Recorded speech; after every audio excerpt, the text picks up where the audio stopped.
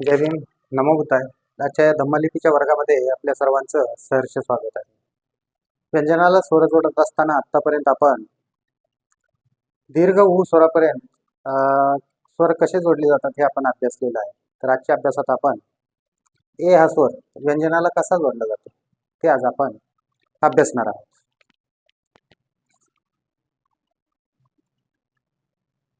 क अधिक ए हे धम्मलिपीमध्ये आपण क अधिक ए बरोबर के. आता इथे लक्षात ठेवा, धम्मलिपीमध्ये एकार व्यंजनाला एकार देत असताना ज्या पद्धतीनं आपण व्यंजनाला काना दिलेला आहे, बरोबर त्याच्या विरुद्ध दिशेला हा एकार दिला जातो. म्हणजे आपण काना देताना जी उजवीकडे आडवी रेषा ओढत होतो ती न ओढता डावीकडे आडवी रेषा ओढायची. बघूया आपण.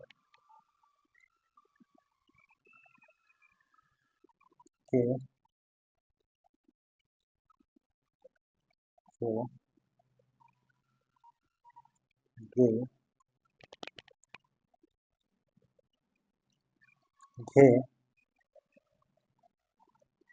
आणि घे.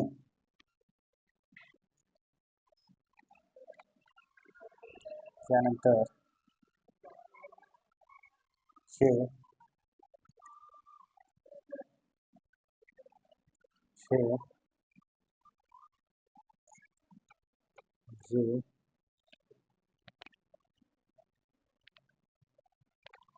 झे आणि ने. त्यानंतर ते ठे डे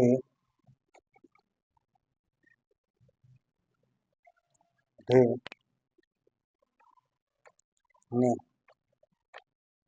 त्यानंतर ते थे दे धे आणि ने.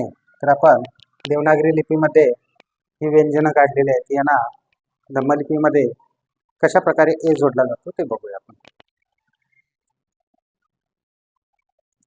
क ला ए जोडत असताना शिरोभागातून डाव्या साईडला एक आडवी रेषा ओढायची, तो झाला के.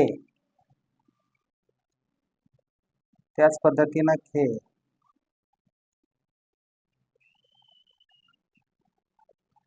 गे घे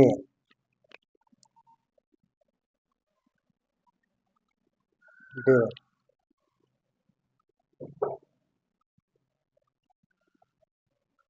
छे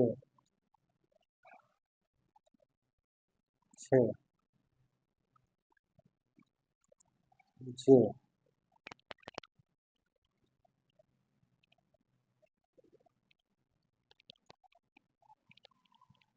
छे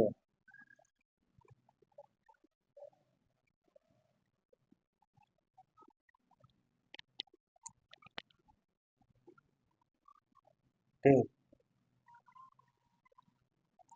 ठे डे ढे.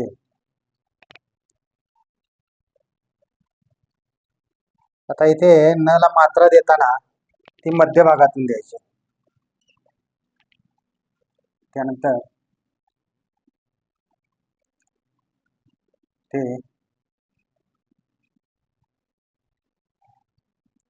थे दे घे